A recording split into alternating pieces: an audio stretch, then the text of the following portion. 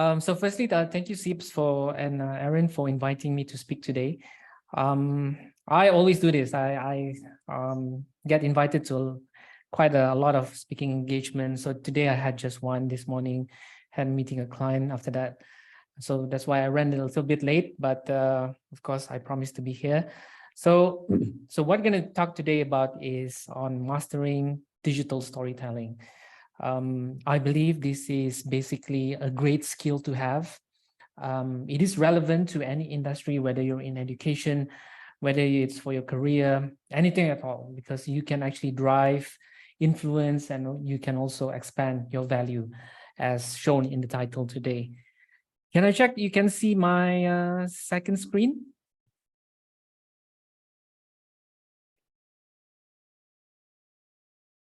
Can you guys see my second screen? Yeah, Aaron? we can. All Everyone's right. giving a reaction as well, actually. All right. Okay, I can see that. Yeah. So anyway, so this is a bit of my background. I'm an engineering graduate. I used to study electronics engineering, but of course, over the years, my career has evolved from studying engineering and eventually into IT. And then I did a little bit of entrepreneurship. And today I run my own creative marketing agency called Ker Digital, which is basically named under my own personal brand.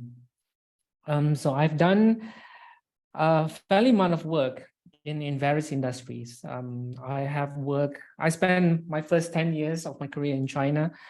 I live in Beijing, and so that's why I had the opportunity to be part of the Beijing Olympics Committee. I was working at international school, and I also had the opportunity to work some of the multinational companies from the US and Europe, which were based in Beijing. So eventually, when I returned to Malaysia, I joined two government agencies. Firstly, it was Magic, which no longer exists today. They have become a new entity called Meranti. So Magic was the agency that looks after the startup ecosystem in Malaysia, the tech ecosystem, helping to build more entrepreneurs. Then attached to Cyberview, which is the company that looks after the development of Cyberjaya, which is Malaysia's tech hub.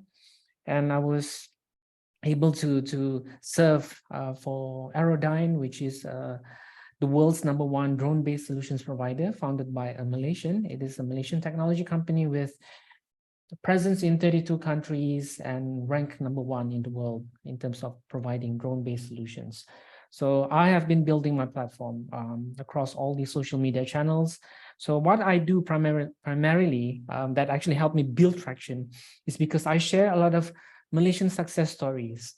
What I have learned over the last 1 year of doing this, actually even less than 1 year, I found so many amazing talent, especially Malaysians, because I think it's the way that we are basically brought up in a very unique environment, unlike any other place in the world, in the world, right? Basically a clash of cultures. We used to be a British colony, and of course we have our own cultures as well and upbringing. And I think because of that, we were able to do many amazing stuff, right? Amazing companies that came out of Malaysia. So I've done a lot of storytelling of these amazing founders, how they started from their humble beginnings, like Mr. DIY. I also told stories about how Sunway City was founded. So many things across all my social media channels, which actually generated over 20 million views today. Whether it's a TikTok video, whether it's a Twitter, whether it's a Facebook post. Yes, so basically doing a lot of this storytelling. And recently I've also told stories about these two companies, which is so interesting. Batriku is basically a Malaysian founded tech company that is trying to disrupt the way we get roadside assistance. So that tweet alone garnered about 300,000 views. And I also told a story about Harith, who is he runs a sustainable wood factory called the Green Factory, that he names it. So this post as well on Twitter, it went viral. So it has about close to 700,000 views today. And as you can see, these kind of stories, and because I use this kind of method, right, to do storytelling, so it generated a lot of views. As you can see, it generates a lot of value to me, but not just to me. I think to many people as well, because it basically drives influence. It allows people to know brands, that a lot of amazing brands exist today. Now, before we actually deep dive into the whole topic, right, I think I want to highlight that in order for you to thrive in the 21st century, you need to learn and unlearn and relearn a lot of things. And I personally practice this. And I think because of that, I was able to scale my presence online and created a lot of business opportunities. So for instance, today I was invited to speak at an event supported by Mr. Money. I think you will be able to find him on YouTube, and it was backed by Alliance Bank. So these are kind of opportunities that that I never have imagined before. If I were just to stay in the same path, doing my day job, working in a normal company, I don't think it would actually create that kind of value or opportunities, right? But because I do a lot of storytelling on my platform, it generates a lot of eyeballs. People notice my work. So that's why I want to share. Why do you need to do the same as well? If you want to drive influence, you want to create value to others. Now let's go back to 2001, when Elon Musk just sold his company, PayPal, for $700 million. So he felt bored. He was trying to find what's next. What are the interesting things to do next, right? So of course, from there, he was part of this committee that looks at special project for Mars.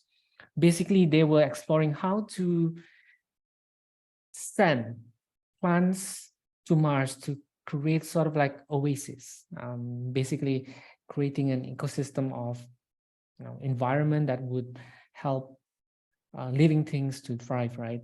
So he reached out to NASA, he reached out to different space companies, but they were too expensive. You want to do this kind of mission, it involves billions of dollars. So, and then at the same time, he found out that the Russians, for some reason, they were selling these rockets. I think probably remnants from the Cold War era. They were trying to sell these rockets, and he heard that these rockets were sold. There were 3 rockets to be sold, and the going price was 8 million total. So what he did was he and his team together went to Russia to meet these Russians, asking them, that they were interested to purchase these rockets.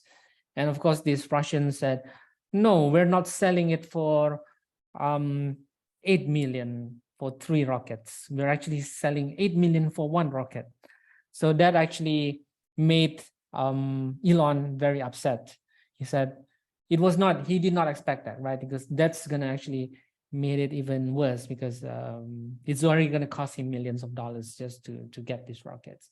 So he said, you know what, I'm just going to build my own rocket, right? So because he made some calculation that it only costs about 3% based on the raw materials to build rockets back then. So he decided to build his own space technology. And of course, that's where the birth of SpaceX, which is now a multi-billion-dollar company that gives a platform for anybody to leverage on SpaceX to send anything to space, right? So it's a great opportunity that actually was created. But as you can see, Elon, right? You guys know Elon Musk already. He founded so many companies. He created so many buzz in the social media space, in the digital space. He founded Tesla being one of the maybe the leading electric car manufacturer in the world now. So if you look at this chart here, Tesla has very high amount of followers, right? I think today it has reached more than 6 million followers alone, compared to all these social media platforms. And it is not a coincidence that he was able to build this brand so strong, because Elon himself, he is sort of like rebellious, right? So he likes to build something that is out of this world, just like this 2019 Cybertruck that was announced. So even this news what actually created a lot of buzz in the air, because the shape itself, it's extraordinary, right? It's unlike any other vehicles that you have seen. Even like this is probably the vehicle that you can draw yourself. So easy to draw, at least by a few years old kid. And even Elon Musk himself on the social media space, he has millions of followers because all of these outrageous things that he's been doing on the digital space. So many memes that the new generation of internet users are able to relate to. So he created a lot of buzz because of this, right? And even if you look at how they actually, when they published the Cybertruck YouTube video, if you check today, it has close to 5 million views. So if you're thinking about calculating just a 0.02% conversion, sales conversion from that views, right? They would have sold close to 1,000 Cybertrucks already. And that would actually generate close to 55 million US dollars just from this one video. But as you can see, he has so many fans. He created a huge influence just by looking at all of these videos, right? They would probably amount to 30, 40, 50 million views. And you can imagine how much reach Elon and the whole team has created basically to drive influence of the brand and so many things, right? Like you can imagine every time when Elon tweets something, within 1 minute, he'll get so many reactions, so many engagement on his Twitter post alone. And that is why I believe every one of you here has already been part of this internet. So in 2021 alone, this is what actually happens every 60 seconds. You can see the large amount of data that goes through all these platforms. Every second, somebody snaps a photo, upload to Facebook, upload to Instagram, people tweeting every second.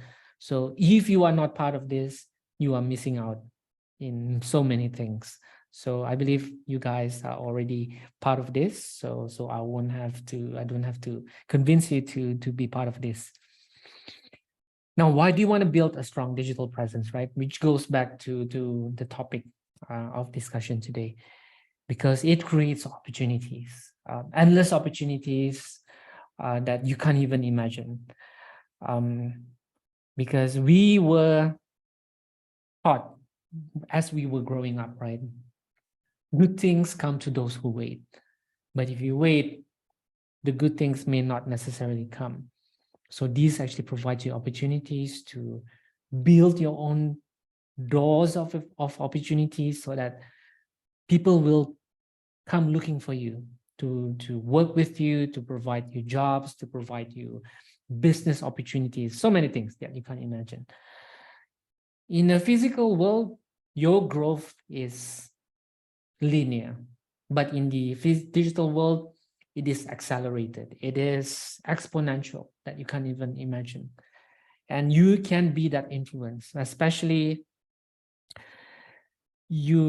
everyone here has your own point of view of the world. You have your own experience. You have your own opinions, your hobbies. So if you can combine all of this together, you can drive influence. You can teach people. And I can assure you that in this world, there's always somebody who is looking to learn something from somebody.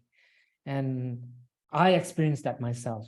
Before I started all of this, I was actually sort of like a person that actually just becoming part of this flock, just following people and just following trends, listen to what society has to say. But now, because I have came into an awareness and realization that we can do so many things. You can do things that really drive influence. You can teach people, you can drive agenda, create something out of nothing, and to really, really build to make, this world a better place, basically. And if you talk about companies, right? Companies, Kodak, Blockbuster, Borders, BlackBerry, they all have been disrupted already. And because they did not want to leverage on digital. And these are just some of the examples. I don't know whether you guys have seen these. Many years ago, we used to watch videos with that videotape on the left. And of course, that has become Netflix, Spotify. In those days, we had to use cassette tapes. Very challenging. Sometimes it gets stuck inside the tape player. The way that we used to find jobs, we browse newspapers, right? Your iCloud used to be diskettes. Facebook used to be photo albums. Wikipedia used to be your encyclopedia, right? So it has evolved from physical to digital base. And your email, your typewriter, I don't know if you guys used typewriter before, and even your WhatsApp was basically your telephone. And in those days, this is how we used to do airplane mode. Basically, you just leave the earpiece or the that what do you call that, the mouthpiece, and so that people won't be able to call you. So growth is exponential, right? As I mentioned to you, in the digital space, in all technologies, whether it's robotics, AI, connectivity, anything, it's exponential. And you can imagine in the next 5 to 10 years, we'll get to see even more exciting technologies that probably we have not seen just yet. And of course, I think probably most of you would have known Khaby Lame already, and Jamie. These are the two people who practically did not exist before the pandemic, right? So Khaby Lame is the world's largest TikTok account user, over 150 million followers. This was from a few months ago. I believe it is much bigger now. So they have their own stories. Like Khaby Lame, he started off with nothing. He used to be a factory worker. He lost his job during the pandemic, but because he experimented on TikTok, doing so many things, finally he found his trademark, doing that shrug action, which is a universal language, and people understood. He was able to garner millions of followers, and they were being genuine, spontaneous, simple, relatable. People were able to relate to them on what they do online, so they were able to get so many followers. And locally, we have Khairul Aming. I believe some of you probably would have known him as well. He has done his entrepreneurship work. He was an engineering student, but was able to become an entrepreneur. And he focuses in cooking, right? Cooking, and from that, he sold his sambal.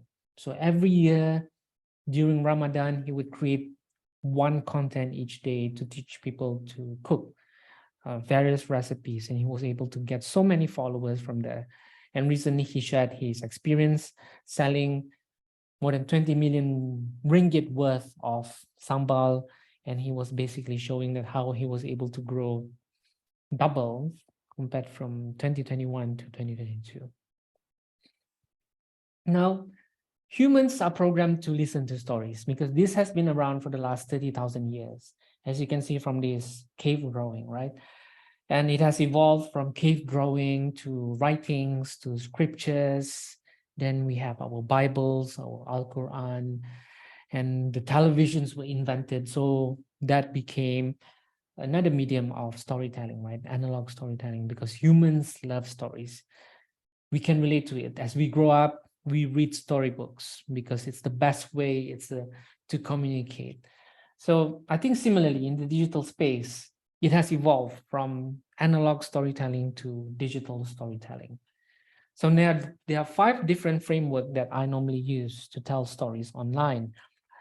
And of course, there are more than that. And these 5 frameworks are basically the most commonly used in the animation industry, just like the Pixar framework, in Hollywood films, and in the tech space, basically the innovation framework. And the underdog framework would be with so many companies that exist today, which I will go into detail on each one. So the Pixar framework is the typical way of telling stories, right? You know, animation companies, they use this quite a lot.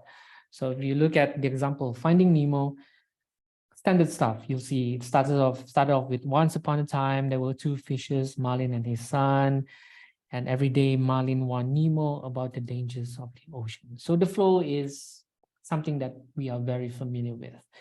And of course, finally, it ends with a happy ending, and is a common storyline that we can all relate to, and you can use this framework to tell your stories online. The WTH framework is basically a framework that used by Hollywood films very often, right? Just like the Uncharted that was released last year. So basically, it tells a story about these two gentlemen trying to go for hunting for treasure. So they would treasure hunting, right? So as the movie starts, you'll see Tom Holland. He was dangling from an airplane that is flying above 20,000 feet on the air. So you get curious. You said, what's happening here? So you can use this framework by jumping right into the action. So your stories, it could be something that you encountered today, maybe during your commute to your university, and then you bump into maybe an incident. So you can create a strong hook so that would drive people to be curious about your story. If you've watched Star Wars before, this is the most common story brand framework that being used by Hollywood films as well. So basically, it starts off with a character, normally with your customer, right? So your customer has a problem, it needs to be solved, and the customer meets you. You're trying to help solve that problem by giving a solution, which is a plan. And by following that plan, by using that solution that you offered, your customer or that character gets a result, ends in success. So just like the story of Star Wars itself, you have Luke Skywalker, who gets into trouble with the Empire, and then he met Yoda and Obi-Wan Kenobi, who gave him a plan how to beat the Empire. So he gave him a call to action, and the result was he was able to beat them finally. And of course, the innovation framework is the most common framework that is being used by a lot of technology companies. But since I'm in the tech space, I use this quite a lot because it also helps to tell a story, to let people understand how the innovation would be able to help people, because innovation is really about solving problem, right? So when the iPhone was launched back in 2007, Steve Jobs did this very well. I think you should go to YouTube and have a look on how he presented the innovation framework using storytelling to sell the product, which is the iPhone. So he mentioned about the current reality, which is smartphones back then were not so smart. You had these flip phones, tiny screen, tiny keyboards. I don't know. I can't imagine like typing things in those tiny keyboards, right? So he was basically showing the pain points back then. And then he showed the new product, which was the iPhone. And of course, today everyone has a smartphone. Either you use an iPhone or a Android phone, right? So he was showing how it was able to help enhance people's lives, how it makes it easy for people to do everything online, right? So we rely a lot on our devices on a day-to-day basis. And finally, you have the underdog framework. So this is basically tells a story about how a person or company that started from the beginning, nobody knows them, eventually they became known. And a lot of the stories that I told is based on this one as well, because a lot of the interesting companies that started from Malaysia, for instance, Mary Brown. Mary Brown is a great brand that started up from Johor. Now it is the world's largest halal fast food chain in the world. I'm not talking about Malaysia, I'm talking about globally. They're number one, the biggest one. And initially, nobody knew about them, right? They started off in Johor Bahru, but eventually they were able to grow. So this is the underdog framework that is so relatable to people, because we have so many amazing companies which eventually became global companies, able to touch people's lives, able to impact the economy and those kind of industries. So the Rocky storyline basically tells you a club boxer like Rocky, who was nobody knew him, and then he had the opportunity to fight with world champion called Apollo, and he had Mickey to train him, and eventually he was able to beat Apollo. So you know these platforms already. I believe you guys have your own preference, to use which platform. Each one has its own unique plus points, has its own unique audience, and it's really up to you which platform that you want to use. If you already have a large number of followers on that platform, just continue on focusing on that platform to grow it, to tell stories, and not just about posting, right? It's about telling stories. How can you make stories interesting and resonate with people? Of course, the short videos, the battle is gonna become more intense this year as TikTok, trying to disrupt the market. So Instagram, Facebook, they have their own Facebook Reels, Facebook Stories, YouTube Shorts. They're all gonna battle. They're gonna battle in terms of getting more audience across these platforms, right? So it's a great opportunity to use short videos to push stories, to push your influence, or to create value to your audience. But more importantly, I think, despite knowing all these technical skills, how to create videos, right, you have to remember your why. Because Simon Sinek, which is a person that I look up to, he mentioned that people don't buy what you do, they buy why you do it. So you need to know your purpose. So in his book called Start With Why, he outlined this thing called the golden circles. A lot of people, they know what they do, they know how they do it, but very few know why they do what they do. Like many companies out there, right? So when they have their own staff, so if you go and ask them, like, why do you work for Sunway? Or you might ask, why does Sunway exist, right? What are they trying to do? That's just one example. So you can find this book, spend time reading it if you get the chance. And he highlighted that one of the best companies out there that actually able to articulate why would be Apple, right? So if you look at the ads that Apple created, they don't talk about the speed of the computers, the speed of the hard drive, how amazing the computers are, but they exist because they want to make a difference. That is their why, that is their purpose. They want to help creators change the world. So if you look at this ad that was launched in the 90s, they have the slogan called Think Different. So basically they highlight the creators, who are changing the world through their creation. And if you think about it, they want to do the same. They want to make their customers the heroes who create something in this world, whether it's products, whether it's services, by using Apple computers to change the world. And Steve Jobs admired one of the best brands in the world, which is Nike. So Nike sells commodities, right? They sell shoes, but if you look at all their ads, they don't talk about shoes, but they talk about the athletes. They talk about the athletics. So they honor great athletes because they believe there's stories in each of these photos.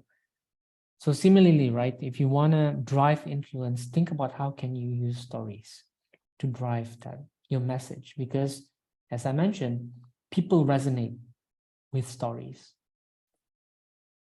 And even Seth Godin, he mentioned that marketing is no longer about the stuff you make, it is about the stories you tell. And in the digital space, everything is interrelated. Whether you're talking about sales, whether you want to do business development, customer service, everything is interrelated, right? So you have to think from that angle. So it's no longer about, especially if you become an entrepreneur, it's not about focusing in one specific area. You're actually looking at the whole big picture of running a business, HR, hiring people, influencing people, managing people. It's all interrelated. And you need to build an audience, right? Because it's pointless if you don't have followers, if you're trying to, then how can you drive influence if you don't have an audience? So in order for you to build an audience, you need to be able to give a lot of value to your audience, to your followers. It is not about focusing on the likes and comments. It is about how do you create a post that would actually give value to them, educate them, let them learn something, let them feel inspired, let them feel entertained. And that means you need to be able to provide crazy value to your audience. And you have to know your audience, right? So each of these platforms or age group, they reside in certain social media platforms, right? So to be able to identify how they consume information is everything, because you don't want to create a post that doesn't resonate with certain number of audience or certain group of audience. So McKinsey and Company did this research. They basically shows you, the demographics and how the Gen X, for instance, how they like status, how they like brands and cars, luxury items, compared to the Gen Z or the Gen Z, which like to focus on sustainability. They like to make this world a better place, right? So you need to be able to focus on these platforms and how do you want to convey your message or your storytelling to certain types of audience. And if you compare to 20 years ago, when I was growing up, people have to go to a good university. You have to have good network. People that is very important. Location is very important. So I think people who are based in the Klang Valley would have better opportunities compared to those people in the interior of Sabah or Borneo, where I'm from. You need to have certain kind of profession or status to get that opportunity, right? But since the internet was invented, it's really up to you whether you want to create that opportunity or not. So as I mentioned, in order for you to build an audience, you need to be able to educate people, you need to entertain them, you need to be able to inspire them. And people want to learn from others, right? Especially those who are just 2 or 3 steps ahead of them. People do not want to learn from, or maybe some people want to learn from Steve Jobs, but these people are already 1,000 or 2,000 or few thousand steps ahead of you. So you want to relate to people, that everyday people that you can just learn from them. So this is why there's a great opportunity to drive influence, especially to teach people, because not everybody knows everything, right? Because everyone has their own unique views of the world, experience, opinions. So there's always an opportunity to educate people, to entertain, or even inspire them. So to create a high quality content on social media, you need to be able to create a strong hook. So forget about creating a post to introduce yourself, especially if you're new. You want to deep dive directly into the hook, create a strong hook. It's basically turning scrollers into followers, right? So what actually makes people stop scrolling on your device? So if you head to TikTok, Many of the viral videos, they go straight into the point, right? To create a strong hook. They don't talk about, hey, I'm Richard. This is what I do. People don't watch those kind of things. So deep dive straight into a strong hook, intrigue them, entertain them, and then convince them.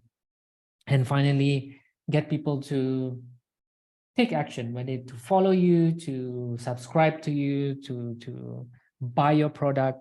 But you need to be able to create a compelling storyline first. You need to be able to convey your message in the most simplest way possible. Just like when the first iPod was launched, right, in 2001. They did not say all these technical jargons, how light it is, how big is the hard drive. They simply say 1,000 songs in your pocket and you get it right away. So easy to understand. For many people, 90% of the population, they would get it right away. So meaning this is a device that I would want. I can store so many songs in my pocket. I can bring it anywhere. I don't have to bring my CD player anymore. So easy, right? So that's why they were able to sell millions of this. You need to be able to visualize your facts instead of showing a complicated table like this, which gives friction to people for them to interpret and to understand. Make it simple, visual, just like an iPhone. So this is an iPhone from the side view, because the brain is able to process this kind of information very much quickly compared to a table like this.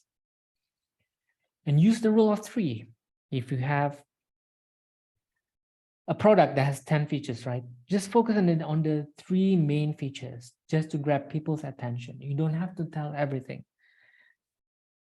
Normally Apple does this quite well as well, right? When they launch an iPhone, they would break it down just 3 models, which is easy for people to understand and get it right away. So even if you say for you're a media company, right, you want to tweet about this, you can just tweet it right away. 3 models, so easy for that message to go into the digital space.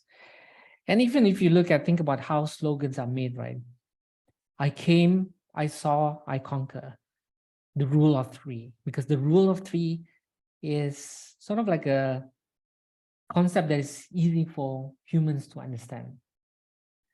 And even if you look at how I did for this slide, I used the rule of 3 on how do you want to connect to your audience. You want to be passionate, you want to be relatable, you want to use emotions, because people remember stories with emotions. And in Southeast Asia, Thailand does this very well. In a lot of their ads that they produce, the advertisement, they use a lot of plot twist, storytelling, they evoke emotions. And that's why we remember Thailand as one of the greatest countries in Southeast Asia to be able to tell stories. Online tools, so many tools that you can use. Jasper helps you create copywriting, right? ChatGPT, it's a widely spoken topic today. Even it was discussed during my panel session this morning. Great tool to help you create content, to help you in creating ideas. So many tools available out there, right? It's really up to you which tool you want to use. You can use Canva to create compelling infographics, posters, and they're free basically to use, right? I bet you guys have used this already. Now, one of the experiments that I did on my TikTok a couple of months ago is I was trying to figure out how do I grow my TikTok. So I was trying to put silly videos just like Hubby Lane. It didn't work out because it's super saturated, right? So then I thought to myself, maybe I should just repurpose my content from Twitter. All these amazing stories about Malaysian success stories, I would just narrate them. I would just shoot myself using my phone, put a green screen, all these images. So I focus on telling these stories, and I said, I'm going to do 1 story each day for the next 30 days. And within 3 weeks, my followers grew from 900 to about 30,000. And it kept on growing until October.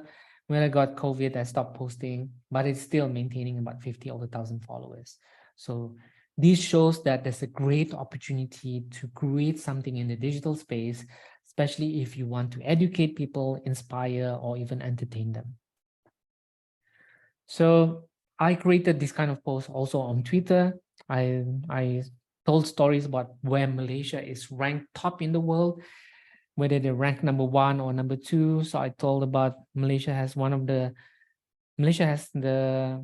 tallest twin towers in the world. And I shared about Aerodyne, which was the company that I used to work for, is ranked number 1 in the world as a drone-based solutions provider. So that when the post went viral, people were actually searching who is Aerodyne. So if you can look at this graph on your right, this was basically the data that we check on the Google search engine, that we found out that people were actually curious. They were trying to find out who is Aerodyne. So that's why there was a spike there. And you need to be different in the digital space, right? It is really about a game of attention. How do you create something unique that would help, that would make people stop scrolling? So this ad that was created by, I don't know who created this, but this went viral, right? So it's really about trying to find that post that would actually grab people's attention. And why do things go viral? So many factors, but mainly it's because it's entertaining, it's creative, it is valuable, it is thought-provoking. But of course, the timeliness is also important. You need to be able to leverage on trends. Controversial stuff normally would go viral if it's unique, if it's relatable. These are all the different factors that would actually make posts go viral.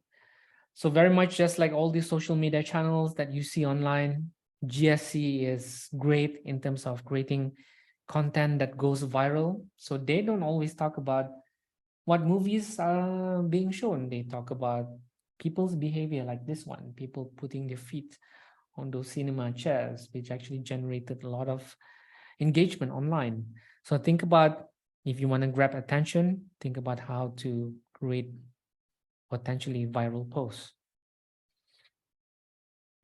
You get inspiration by following the right people, consume good content, not just silly content. But if you want to drive influence, businesses, opportunities, learn from your niche. What kind of content do they create? See what's viral, observe trends, and of course, you need to push out your stories as well. So I do this very simple posts. I shared a story about how seamless life today. You can buy your train ticket online, plane ticket online, check-in online, QR code, grab, pay for your food. Everything can be done on your smartphone, right? People don't really talk about this, but when I talk about this, sharing on my LinkedIn, it got viral. So I think today it has about 200 over 1,000 views. It got shared many times. So sometimes simple stories, people want to, follow, right? So still think about what kind of stories can you create. Locally, we have a person like Andrew. So he tells his stories about his experience living in Malaysia. He's a British guy.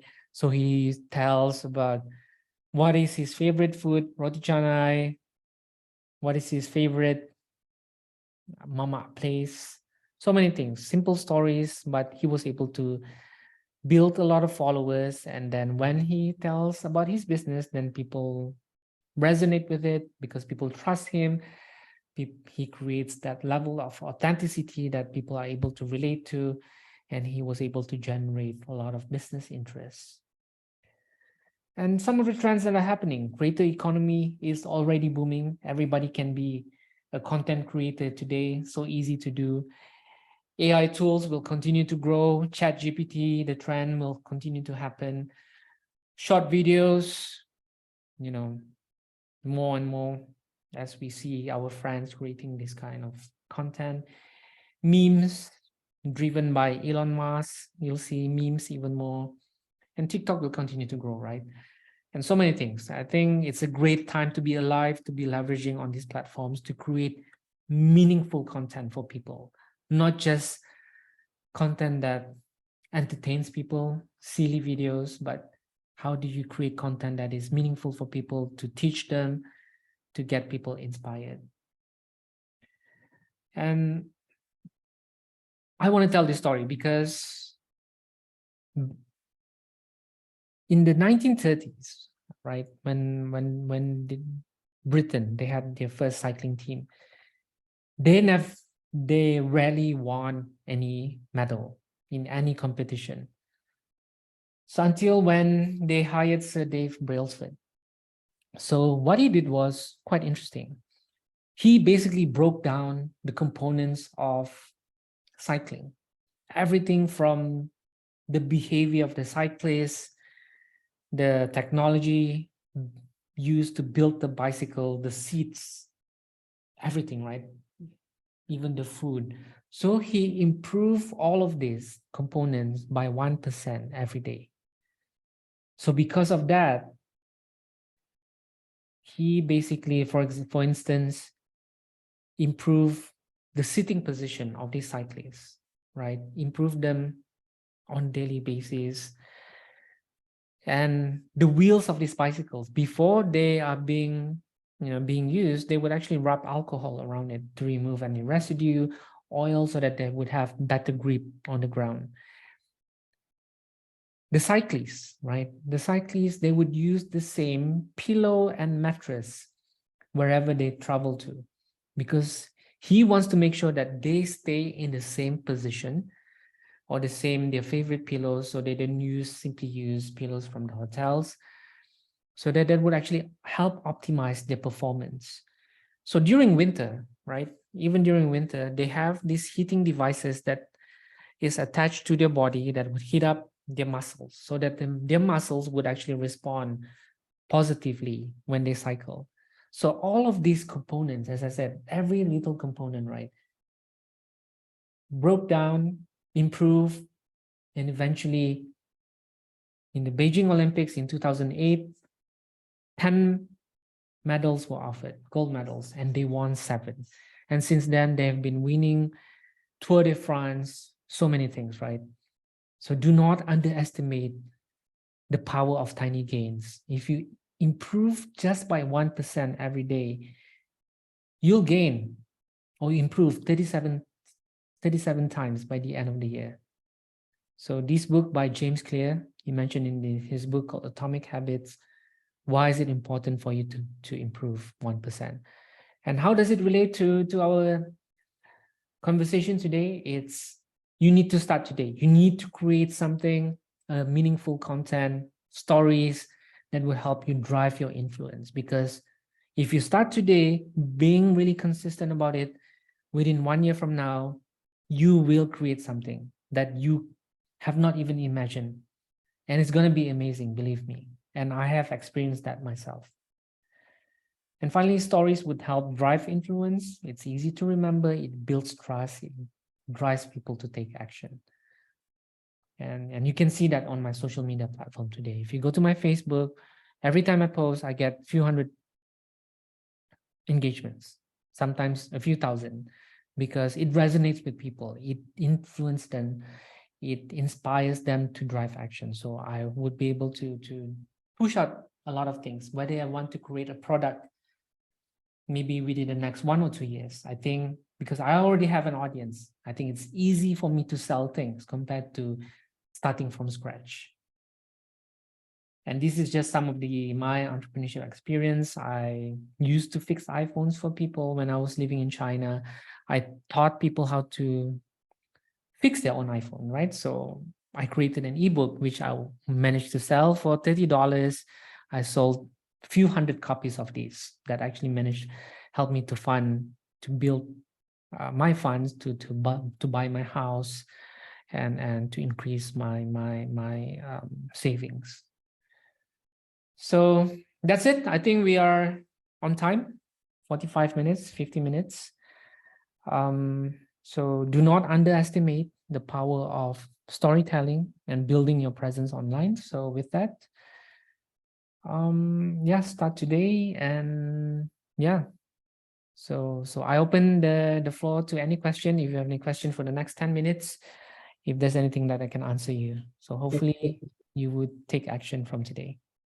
Yeah, I hope everyone that's attending the session today, like after this session, yeah, do take action and follow what Mr. Richard said. But once again, Mr. Richard, I'd like to say a huge thank you to you for attending our session today and be our guest speaker.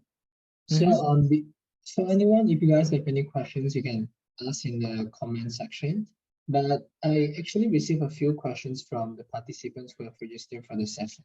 Mhm. Yeah, so I'll just ask the question and Mr. Richard, you can answer it. So the first Sure. question is, what are the main key points that really brings out the best of any story? This is the first question. Say again, can you ask the question again? What are the main key points that really brings out the best of any story? As I said, right, the stories that people want to hear could be educational, inspirational, or entertaining, right? So whatever content that you want to create or stories that you want to create, think from that angle. How do you create a value to others by focusing on these three things? Instead of just posting something that doesn't give any value to people. Of course, we have our friends, sometimes they just want to know updates. Of course, that is totally fine.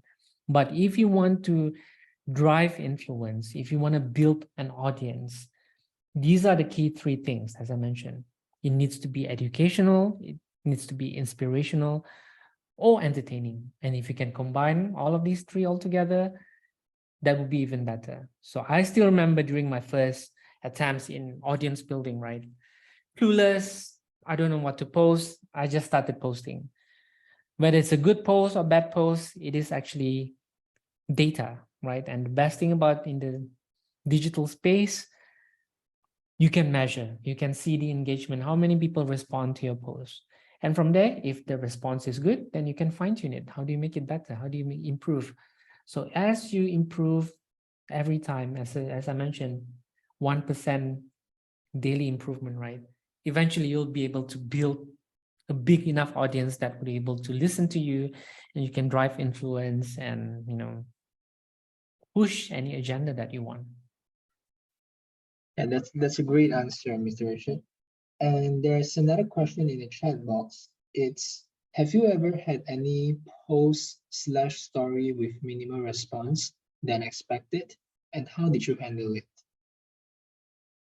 Minimum response, yes. I think in my early days in content creation, no, I don't get a lot of responses. Yeah, but that doesn't discourage me, because you learn from posting, right? You don't learn from just thinking about something. You need to take action. You need to immerse yourself in those action to build that experience, to get responses from people. So in my early days, yeah, so I don't really feel bothered. Of course, you feel bothered because people are not responding to it, right? But keep going, because as you are able to find a niche, or you're able to build an audience that resonates what you're trying to push, it will grow. And then that would actually motivate you to keep on going, to keep on bringing value to others, up to the point that it will be effortless. Like today, it is quite effortless to me for now, already, because I know what my audience like. They like marketing stuff. So I do a lot of marketing topics on marketing. I talk a lot about entrepreneurship, tech.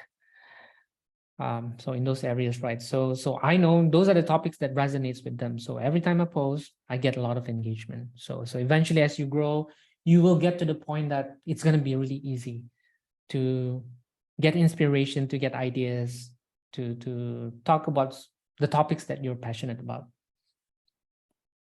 Yeah, thank you so much to Mr. Richard for answering the question. I think that's all the questions from our fellow participants.